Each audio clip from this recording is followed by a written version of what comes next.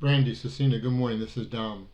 I thought it'd be easier if I just put out a little video so this way everyone's so busy trying to schedule meetings, it's kind of crazy. Um, but certainly we can reconvene or convene to talk about your volunteering to help me put together the technical release. What I'm envisioning will be what we'll go out with. The board can certainly, say, Dom, we think this is more appropriate for a technical bulletin, for example, or some of this may require amendments. So then additional documents would have to be developed. But that, we'll worry about that later and not get too concerned about it now. So I'm wrapping all of the work that our teams are doing, right? We have 3 teams, into the ATR. And then that'll be for the board's consideration. And you've both wonderfully volunteered to help, so I want to thank you very much. To keep it easy on you, I've taken a template, which is pretty much what you folks know how to do, right? We all do this. We work with a boilerplate that we've used, that's been approved, and we update it, okay? And that's what I did. I took a fairly recent template. Well, I guess it wasn't that recent. I actually used the internal use software template, and I updated it, modified it to hopefully bring it up to current specs, right? At FaceApp, we have an editor that'll review this after, of course, I review it with the board, then the executive director reviews it, the editor reviews it. So it'll be going through a lot of different machinations. So those things will get ironed out, whether it's format or substance in particular. But since you both volunteered, and I want to kind of also train you a little bit on how to do these things, the most important thing is, in my opinion, not to reinvent the wheel. Use language that either pre-exists in guidance or that the board has already seen, okay? So let me tell you, I'm going to send you a template, right? Along with an Excel spreadsheet that lists all the task force volunteers, because we're going to need to enumerate them and list them in the TR. So that's as an aside. So the TR template will come to you, and I want to first focus on 2 major sections, right? Pretty much the main body, but only up through paragraph 10. Because after paragraph 10, if I'm not mistaken, and I'm going to scroll here, it gets into the real specifics of what Team 1 did on reporting entity and what Team 2 did on leases. So we want to still wait for those results because we got to flesh them out. I've got to kind of look at them as well. So you'll see paragraphs 11 through 27 roughly, right? Not that we need all those paragraphs, but that's what's been enumerated here. Those are blank and they've got to be done. So you're going to be concerned with only paragraphs 1 through 10 and, all right, the basis for conclusions, which will be paragraphs alpha 1 through alpha 4. I kind of did alpha 5, alpha 6, and alpha 7. You can read them naturally.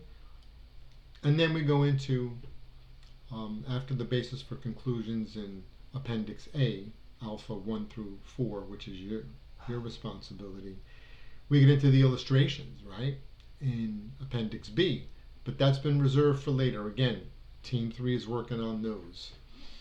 All right. You can also both work on, I should have mentioned, Appendix C, the abbreviations. So really there are 3 things, if you can. Paragraphs 1 through 10, A1 through A4, the abbreviations appendix, and the task force identification page. So there are 4 areas. I can't count, I guess. So there are 4 areas, okay?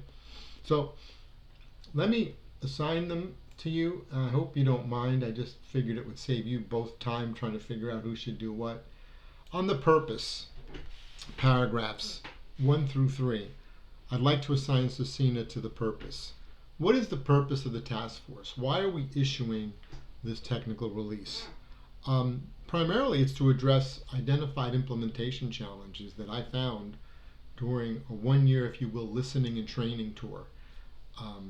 So what I'd like for you to do is to refer back to the September 2022, September 20th, 2022 board memo, where I kind of lay it out and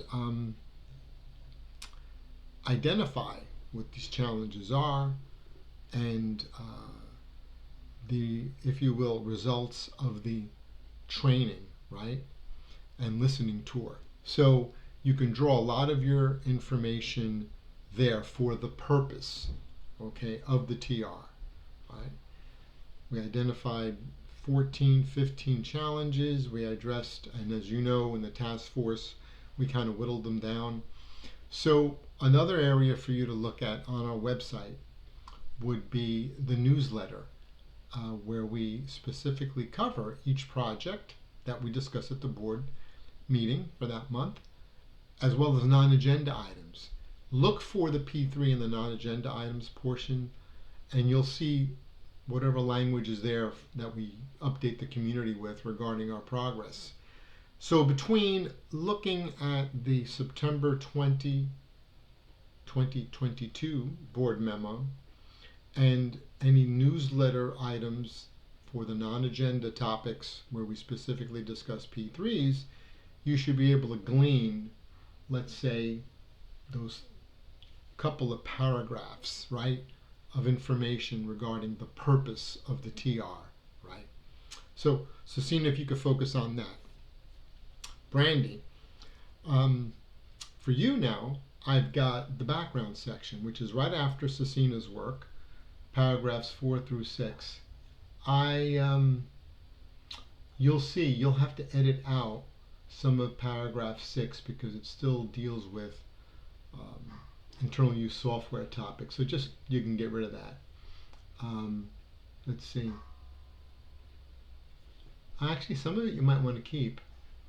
You might want to keep it. That's probably why I decided to keep it in. Actually, I think it's generic enough to keep in. So keep paragraph 6 in.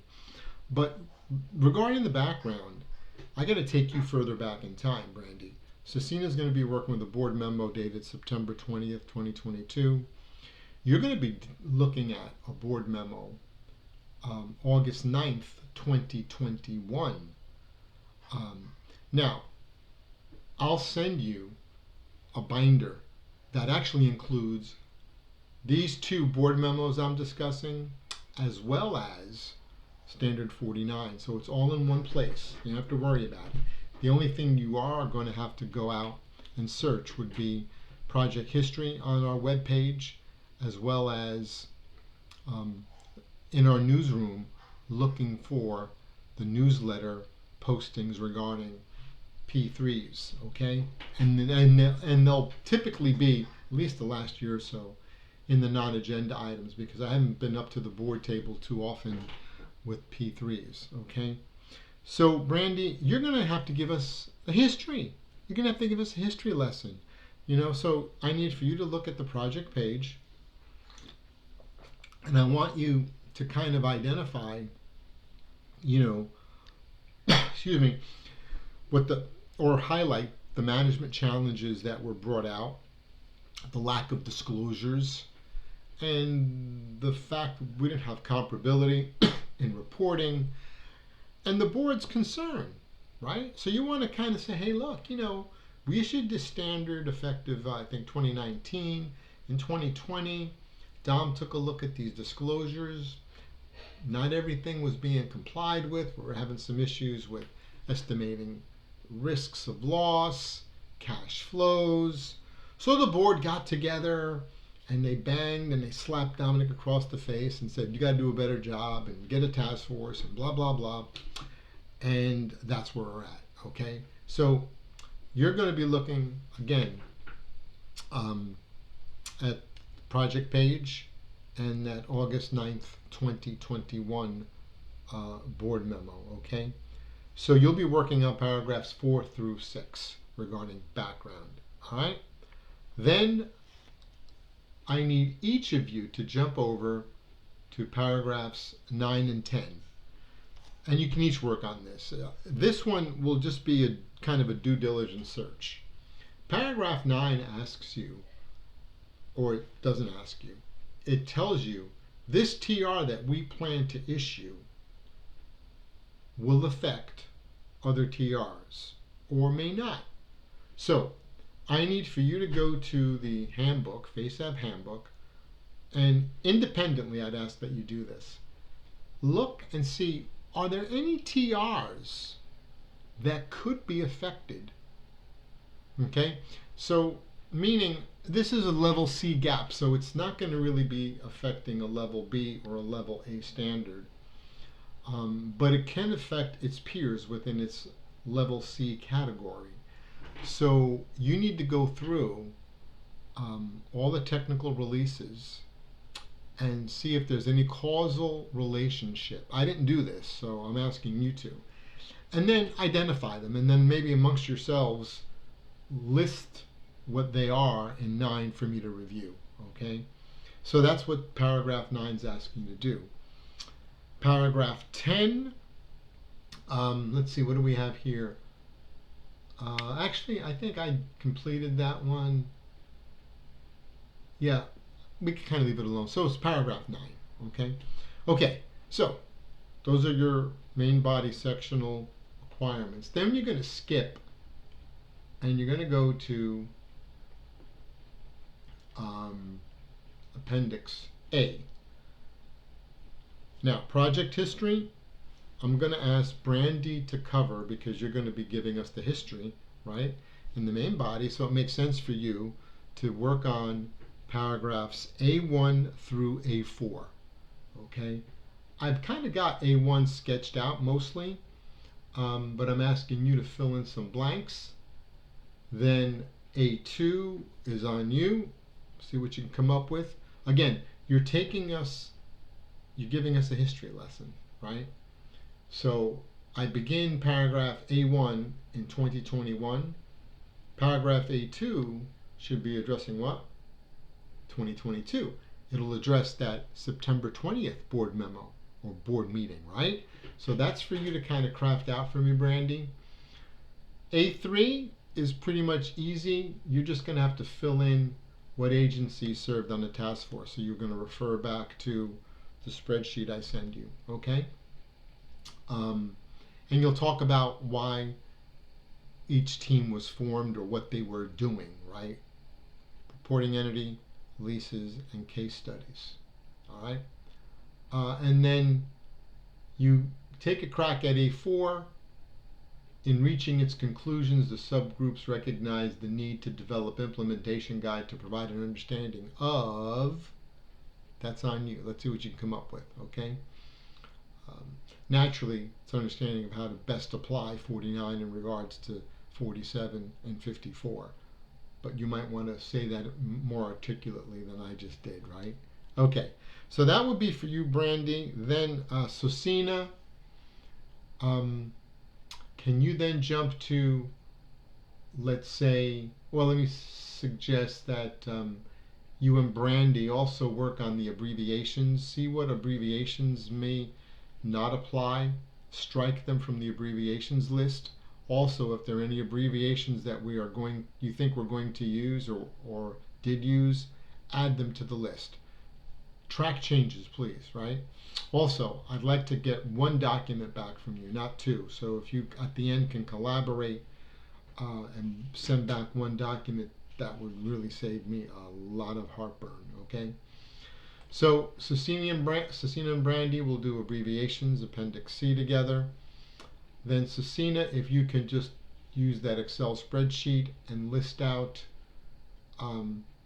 who individually served on the task force, right?